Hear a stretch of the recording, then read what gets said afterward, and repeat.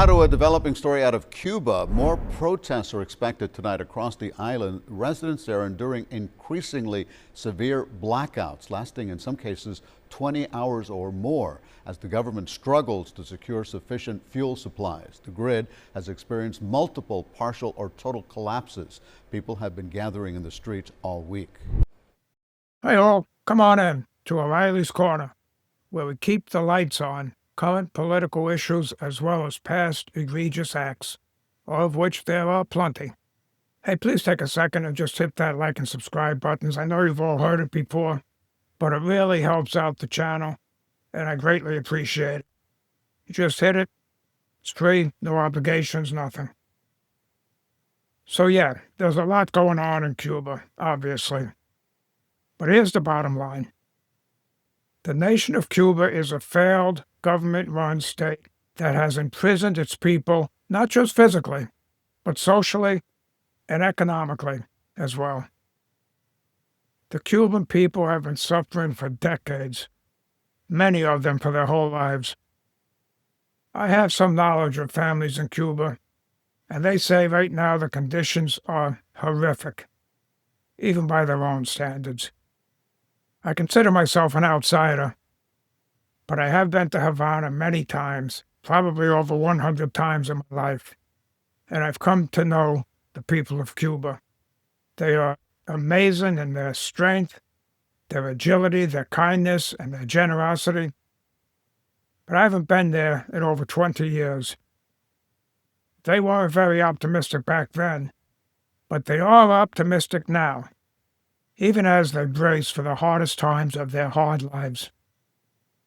And that's just it. This is not about Cuba being a threat to the U.S. They really aren't. It's about liberating this prison nation once and for all. It's about ridding this hemisphere of the only communist nation. It's about regime change, too, despite the denials. It is. Cuba's humanitarian crisis is getting worse by the day, with intensifying blackouts and skyrocketing food costs 1 month into the U.S.-imposed oil blockade.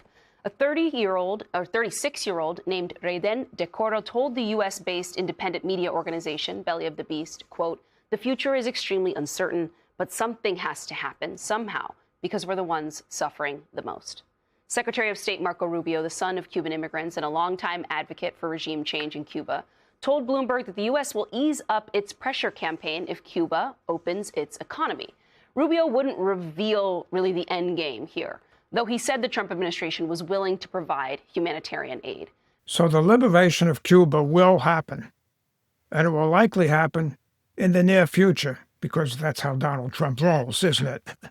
They won't be Maduroed, as I say, but they can force the removal of Cuban President Diaz-Canel, ideally accomplished by the Cuban people themselves, and then Trump will support and assist in that move. A couple of years back, on July 11, 2021, thousands of Cubans engaged in the largest anti-government protest in decades, often referred to as 11J Uprising. It was fueled by shortages of food, medicine, and electricity. Well, that's exactly the case now, only this time it's even worse. Their desire to be free hasn't gone away. If anything, it intensified.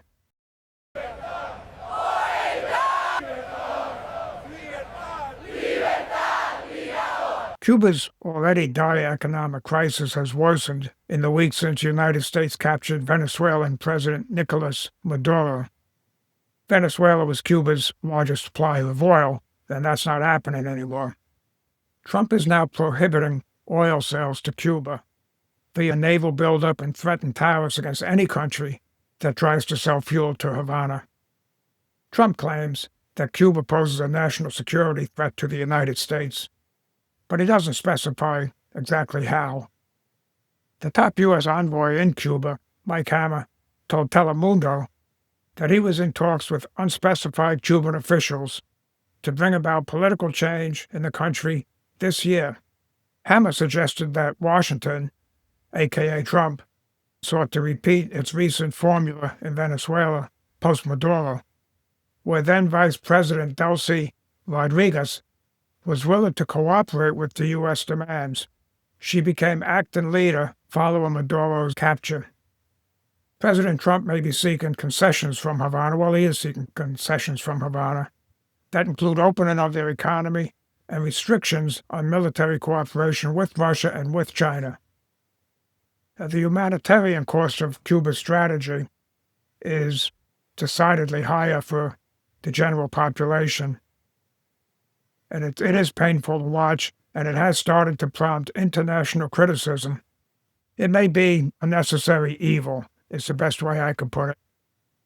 A group of UN experts called Trump's threat against oil supplies to Cuba a serious violation of international law. In the meantime, Secretary of State Marco Rubio, Cuban-American himself, has stated the U.S. would love to see regime change. What about Cuba? Because that's a point of interest for this Secretary of State for obvious reasons. And then he was asked this question. Let me play it for you about regime change. Here it is. Will you make a public commitment today to rule out U.S. regime change in Cuba? Regime change? Yes. Oh, no, I think we would love to see the regime there change. We would like to. That doesn't mean that we're going to make it change, but we would love to see it changed. So are the people of Cuba supportive of regime change? Just like the majority of Venezuelans were happy about Maduro's capture. Public sentiment in Cuba regarding regime change it's difficult to measure, to say the least.